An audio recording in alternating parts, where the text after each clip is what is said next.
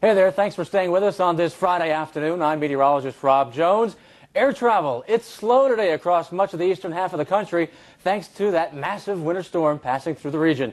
NBC's Michelle Franzen is at New York's LaGuardia Airport and joins us right now. Hey Michelle, what's the latest out there?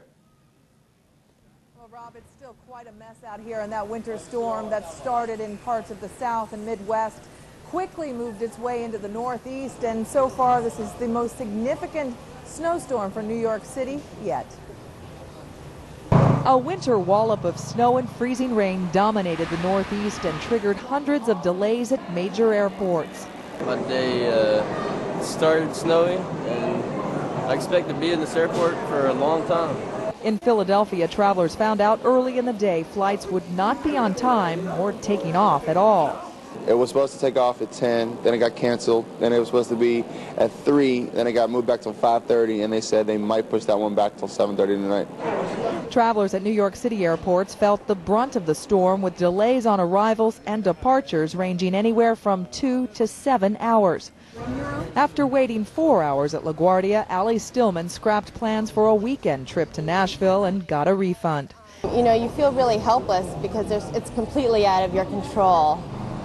New York City received more than 7 inches of snow, and as the snow turned to freezing rain late in the day, city leaders braced for another rough commute.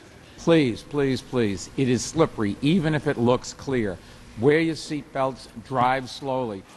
The wintry mix that started in the mid-Atlantic and worked its way north was expected to move into Boston just as residents there head home. And even though New York City received just over a half a foot of snow, it certainly is not the snow that's creating most of the problems at the airports. It is the de-icing of the planes that ends up backing up many of the flights.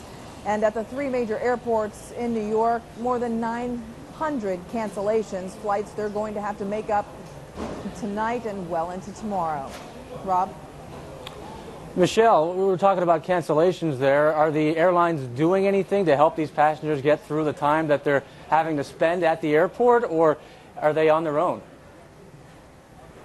Well, it's a mix of what they're doing. Sometimes they're offering passengers a chance to reschedule with no penalty, or they can get a refund depending on what their situation is.